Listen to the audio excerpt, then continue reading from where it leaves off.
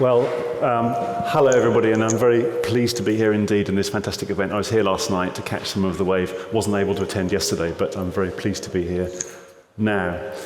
Okay, so I just wanted to open this morning and open this panel with, I suppose, some general statements about universities' creative thinking and nature-based solutions, and what role education more specifically takes within the environment. Hopefully posing some questions we can pick up in the discussion later. Education and the natural world. How do those things naturally work together? Well, if you think about it, we've got the academic year, which is a natural cycle of repetition, reflection, and forward thinking. Wherever you are in the world, education is a repetition, a planting of seeds and a cycle of development, reflection and renewal.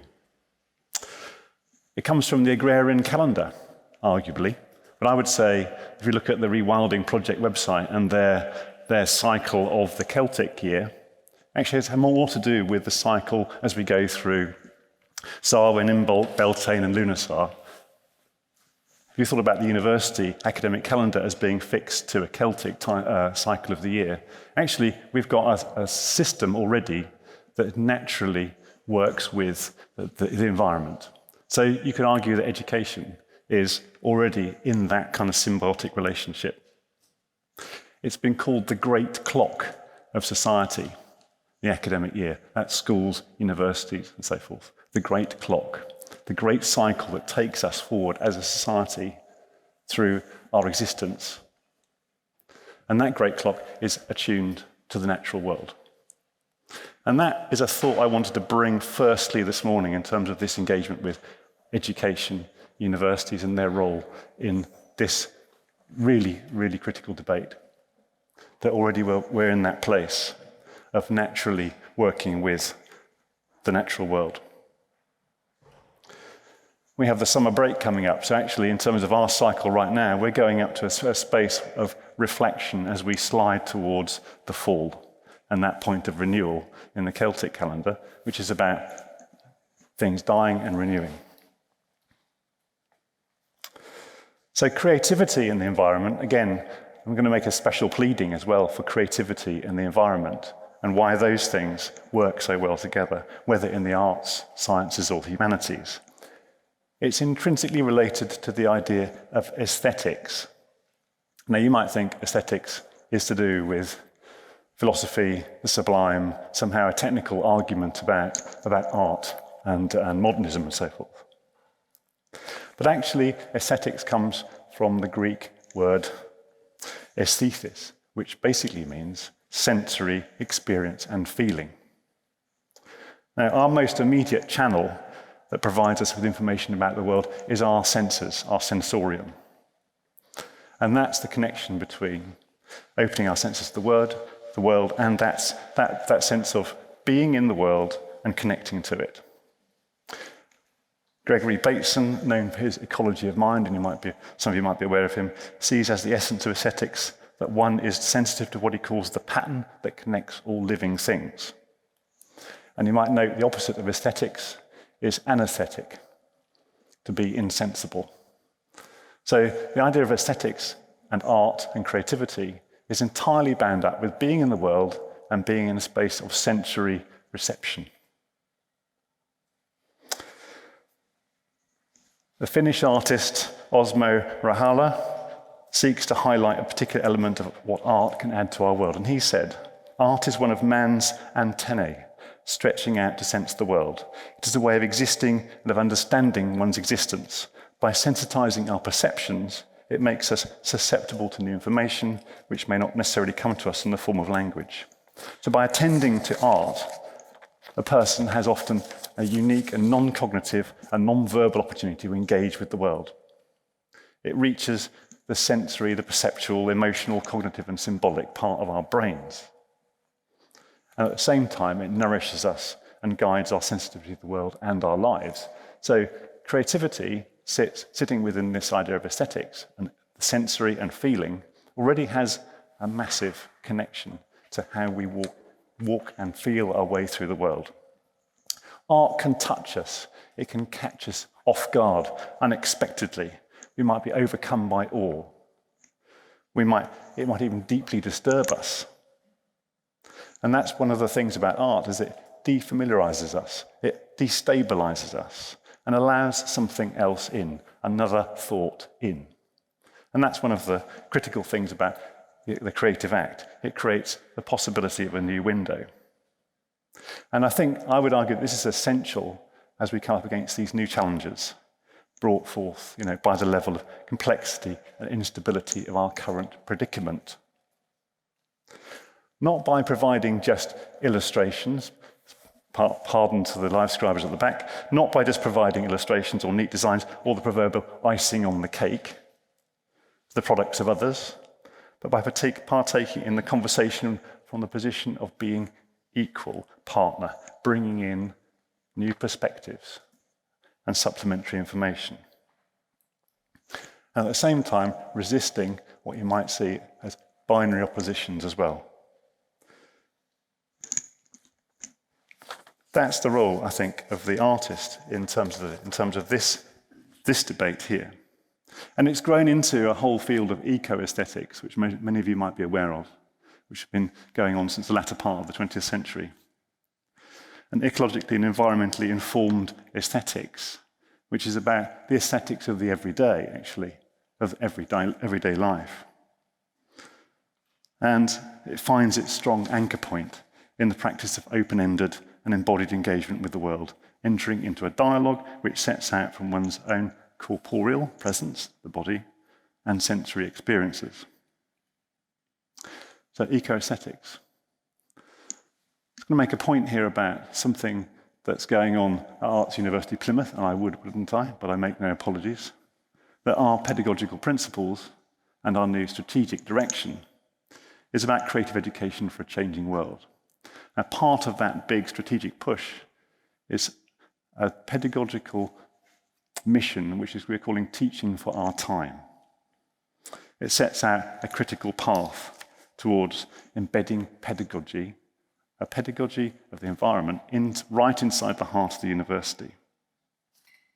The arts are intrinsic to the work of the hands and the material they form. We talk about head, hands, heart. You might be familiar from that from compulsory education, but taking it into a university context is very different. It brings the heart to the centre of that, where the encounter with art touches us, moves us, and inspires feelings in us to nurture and care for the world we live in. We talk about authenticity, fulfilment, and kindness as part of our university mission. Kindness. And that is really part of what we're talking about here. Kindness to the world that surrounds us and the environment. So it's about a world-centred education that turns students towards the world, away from their own individual preoccupations, towards the world, and allows them to start acting in that space. So we think that art provides unique possibilities for encountering and learning through resistance and experimentation. There's always resistance in material and philosophical thought, always a resistance, but that's something you learn from. So part of art is also another word that is kind of something that we don't talk about a lot in the artistic debates, which all seem to be bound up with French philosophy and so forth. We talk about beauty, which is always a problematic word. What do we mean by that? My beauty, your beauty, whose beauty is that? But art and its connection to beauty is vital to the resilience of a culture. If you like, technology enables us to live our lives, but art makes it worthwhile living. American psychologist James Hillman argued that the ecological crisis is ultimately not a technological crisis, but an aesthetic crisis. And if you go back to what I said about us and our senses, that's the idea that we don't connect enough with our senses to the environment. He believes that providing more and more information to people actually discourages people from acting. We found that already, we know that. That the overwhelming sense of information means that people stop in their tracks. It's an aesthetic crisis. So he says, we must first be moved by beauty, for then love is aroused. When you love something, then you want it near, not to be harmed.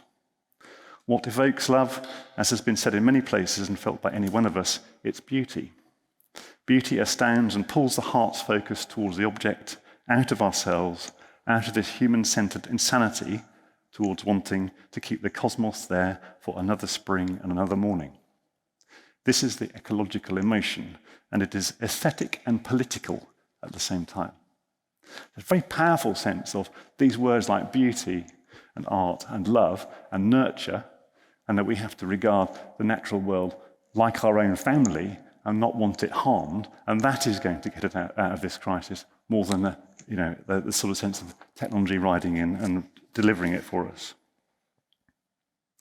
Okay, so that's a kind of picture about education. I'm making no apologies for it, and it's certainly the belief system that we have at Arts University Plymouth. But let's just think about the universities more generally and their role in this. What is the role of the university as a convening organisation for these debates, able to hold the ideas I've just outlined through acting as a centre for advocacy, research, teaching and knowledge exchange, and with a responsibility to its community?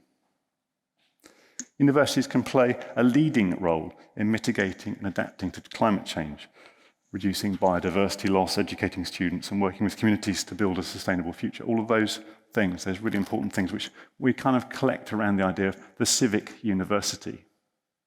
It's a very particular statement. There is a network of civic universities, but more generally, that idea of a university that connects with its community is one that integrates teaching, research, and engagement with the outside world, with socio-economic impact and teaching that has strong community involvement, and a soft, flexible boundary between the academy and the community. I think that's more important than anything.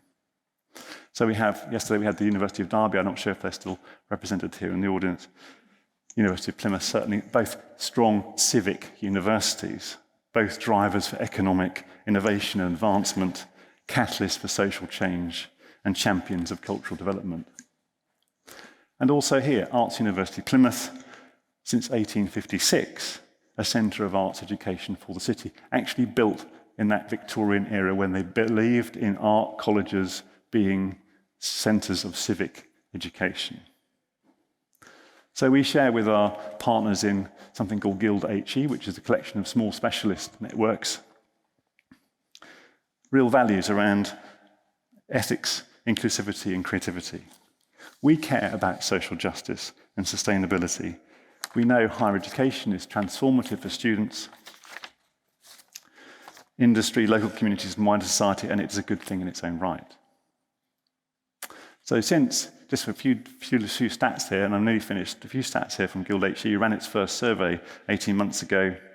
Proportion of respondents agreeing that they set a target for reducing greenhouse gases, this is small specialist universities, has increased from a third in 2021 to just under 50% in 2023. So there's a kind of rise in universities and colleges understanding there's an issue, starting to set strategic planning targets, increased embedding of this in the curriculum, and working with local authorities and partners to declare a climate emergency.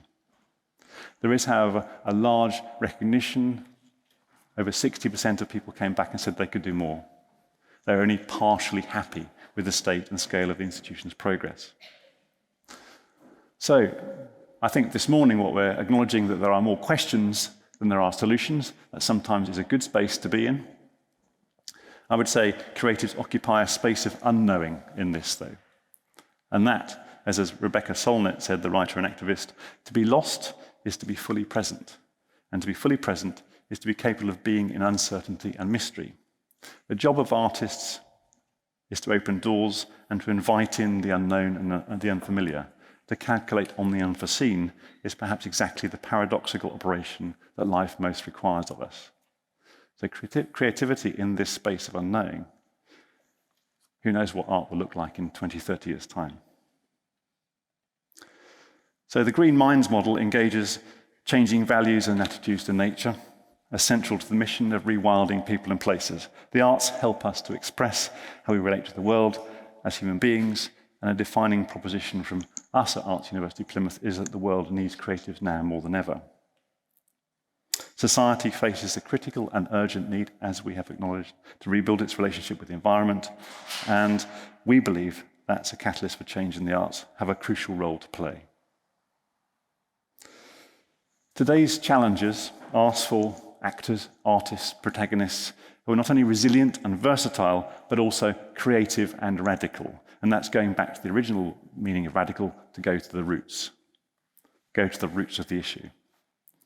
The expectation is that our students, from the universities in this city certainly, and more widely, will be stronger, more agile, and above all, more imaginative if we approach their education in this way. And hopefully better equipped to apply their artistic skills in the world around them. So that's my opening remarks really for this morning. And hopefully that's going to occasion some questions around the role of universities in nature-based solutions, particularly in the digital realm, particularly in our ideas around placemaking, which we maybe start to talk about. Thank you very much.